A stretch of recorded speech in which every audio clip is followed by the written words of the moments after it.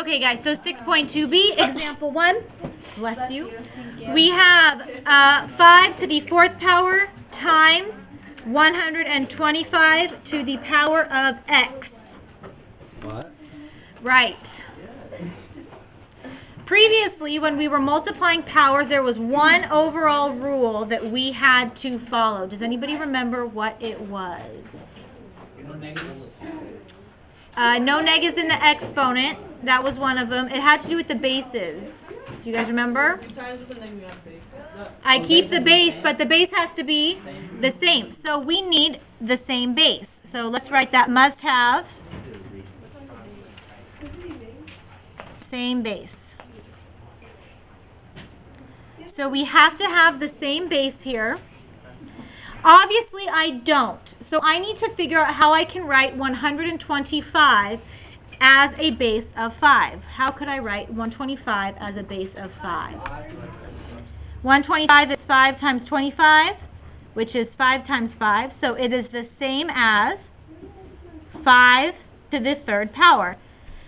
Now the reason why I put 5 to the 3rd power in parentheses is because it is the exact same as 125. All I did was rewrite 125 as 5 to the 3rd power. Is everybody okay with that?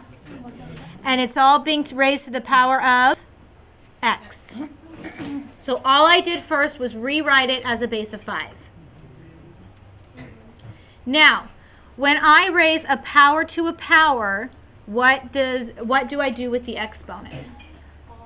Do I add them or multiply them? A power to a power? Multiply. So this is 5 to the 4th times 5 to the 3x.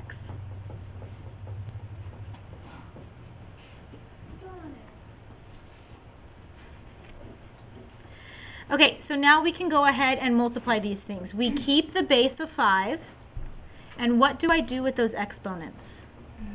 I add them. So this is 3x plus 4. So that's my answer. We can't add them because it's a 3x and a 4, so they're not like terms, so we have to leave them separated. This is all going into something else later on. First, before we can move on to the next concept, we have to master this idea of just leaving our exponents in terms of expressions. So eventually, we will be doing stuff with this, but right now, we're just putting them together. Okay? Example 2. 2 to the 1/4 times 2 to the 2/3. Can I go straight into multiplying these guys? Do I have the same base? Yeah. So this is a base of 2. And what do I do with the exponents? Add them. So this is 1/4 plus 2/3 in the exponent. Now we want to simplify this as much as possible. So I heard a couple of you saying it. We need to get a common denominator. What would the common denominator be? 12. So 1/4. What do I have to multiply to get 12? 3. So we multiply top and bottom by 12. What about 2/3? What do I multiply by? 4. So times 4 times 4. So I'm still writing it all out because I want to show all my steps. That's going to give me 2 to the 3/12 plus 8/12. So in my exponent, I have 3/12 plus 8/12. So that's going to give me 2 to the 11/12. And you can leave your answer like that as well. So all we're doing right now is simplifying. Example 3. 4 to the 1/3 times 8 to the 2/3.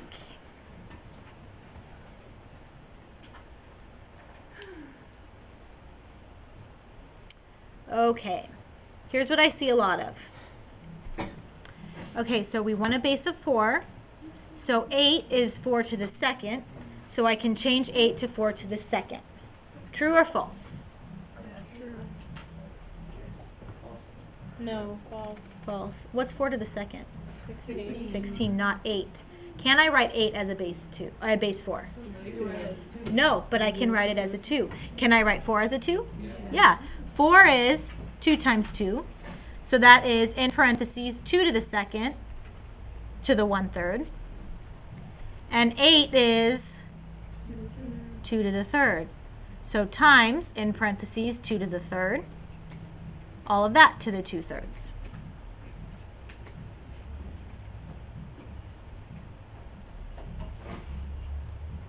So before we can combine the bases, we have to, with our exponents here, a power to a power means that I do what with the exponents? Good, multiply. So this is 2 over 1 times 1/3. So that's 2 to the 2/3 times 2.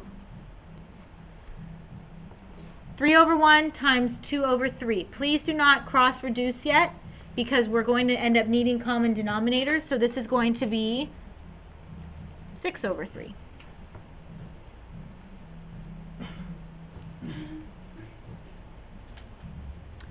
Okay, now what do I do with those exponents? We do what? We add them together. Good. So that's 2 to the 2/3 plus 6/3, which gives me 2 to the 8 over 3. And it's okay to leave our exponent as an improper fraction. It actually makes more sense. We wouldn't want it to be 2 to the 2 2/3. That's really, really difficult to write. So just leave it as 8 over 3. All right, ladies and gentlemen. Okay, so example 4, remember roots and exponents are basically the same thing. A root can be rewritten, Tarada, as an exponent to a fraction. So let's apply this exact same thing to roots. The 4th root of 10 plus 7 times the 4th root of 10. So the way that I look at this is that roots work like terms. So the roots have to be exactly the same on the inside and the type of root that we're taking in order for us to be able to combine them. So if I have a 4th root of 10 and a 4th root of 10, are these considered like terms? Yes. Yes. So all I have to do, just like when I'm adding x's or y's or z's, all I have to do is add the coefficients together. So what is the coefficient of this guy? 1. A 1. So if I have 1 4th root of 10 plus 7 4th root of 10, what would my answer come out to? 8 4th root 10. Now because we're adding, nothing with the 4th root of 10 changes. It's like your x. When I add 3x and 2x, it just gives me 5x. I don't multiply the x's or anything. Same thing here.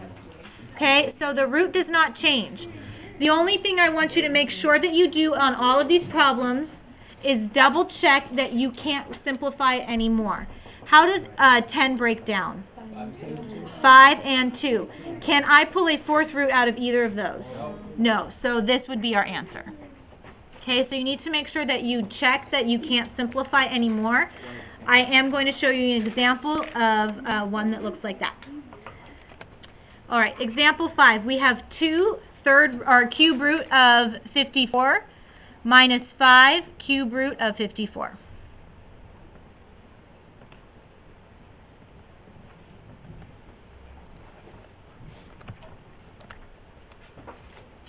All right, are these roots the same? I have a cube root 54 and a cube root 54. So we can just combine the coefficients. So what is 2 cube root 54 minus 5 cube root 54? Negative 3 cube root 54. Now remember, please make sure that that cube root is attached to the root and not attached to the 3 out here, okay? I've seen it so many times, and you guys write it, and I know that you know what you're doing, and then you think that it's a 3 cubed, and you write it out as negative 27. Okay, so just make sure that you are making sure that that 3 is attached to the root. It's not attached to the 3. Okay, so this would be my answer, except I can break down cube root of 54, right? 9 and 6. Yeah, that's 9 and 6, and 9 breaks down to 3 and 3, and 6 is 3 and 2. So let's rewrite this whole thing first. This is negative 3 times the cube root That's 2. Now, how do we want to write this? This is called prime factorization, meaning that I take the number and break it down into as many prime numbers as I possibly can. So as small as you can break it down. And then we rewrite the number in terms of those primes. So this would be 2 times 3 to the third power. So 54 is the same as 2 times 3 to the third. Is everybody okay with that? The reason we write it this way is because it makes it really easy for us to see what I can and can't pull out. So looking at this cube root of 2 times 3 to the third, is it obvious what I can pull out now? What can I take out? 3. That 3. That 3 to the third comes out and becomes negative 3 times 3. Cube root stays because what's left inside? The 2. We couldn't pull it out. So it stays a cube root. That cube root never changes. But I have to leave the 2 inside because I can't take the cube root of 2. So this simplifies finally to negative 9 cube root 2.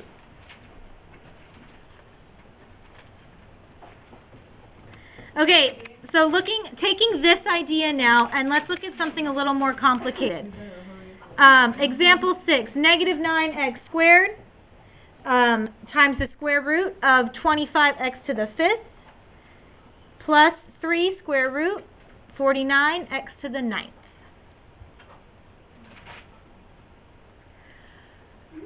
Okay, now obviously I can't add these together right away, right? The roots are definitely not the same. So what we have to do is simplify as much as we can first and see if they simplify down to the same. So this is going to give me negative 9x squared, what's on the outside, times whatever I can pull out. Of 25x to the 5th, this is a square root, what can I pull out? Of 5. And how many x's? 2. That's going to come out as x to the second. And what's left inside that square root? An x. How do we get this? Remember, if I have a square root, the index is what? What's that little number, even though we don't have to write it? It's a 2. So what we can do is we can divide the exponent by our index.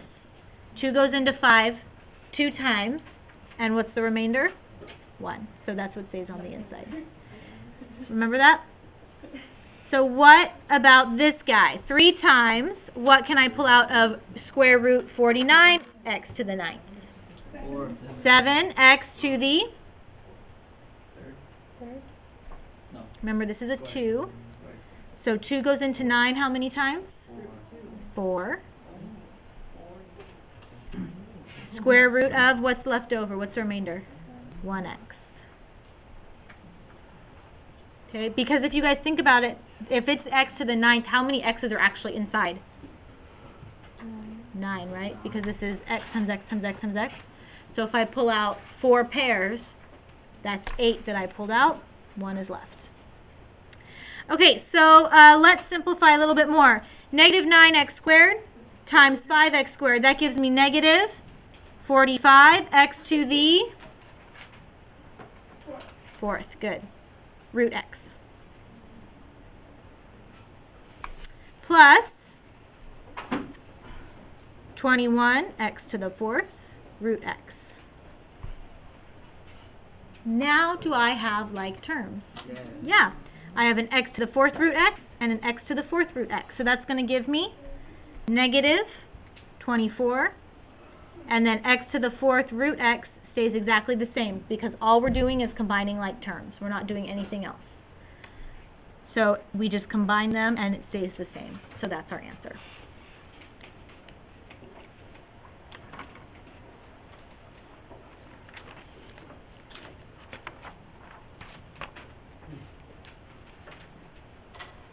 Not too bad? Okay, last one then. Example 7. Okay, example 7. 5th root of 486 plus the 5th root of 64. know what? These are obviously not like terms, right? Yes? Okay, so how can we break it down? How does 486 break down? 2 and what? 240. 243. 243 is 2 and 2 and 2 gives me 243. There is a 2 in there. 2 and 81. I thought it was 3. Or 3 and 81. This is what I get for listening to Karina. 81 is 9 and 9, and that is 3 and 3 and 3 and 3. So this is the fifth root of 2 times 1, 2, 3, 4, 5, 3 to the 5th. When we're doing prime factorization, guys, so when I'm writing it all out in terms of multiplication, we always like to put the numbers from smallest to biggest. So that's why I've always been putting the 2 first, and then 3. And this is a 3 to the 5th, not a 3 to the 6th. Okay, plus 5th root. How can we break down 64? 8 and 8. That's 4 and 2 and 4 and 2. And 4 is 2 and 2. So how many 2's are there? 4, 5, 6. So this is 2 to the 6th. Oh, I thought that was a 3. Okay, so let's simplify some more. 5th root of 2 times 3 to the 5th. How does that simplify? 3 to the second? 3 root, 5th root of 2. That's 5th. It's not a square root, it's a 5th root. So make sure that you're always writing that 5 there. So because this is a 3 to the 5th, I can just pull it straight out. And then this one makes it a little more complicated. I have the 5th root of 2 to the 6th. How many 2's can I pull out? 1. 5, and then it becomes 1, right? So a 2 on the outside. And is there any left on the inside? Yeah, how many? 1. So now do I have like terms? Yep. So that's going to give me 5 times the 5th root of 2. And just because we're just combining like terms, so adding or subtracting, that's why that root never changes. You just add or subtract the coefficients.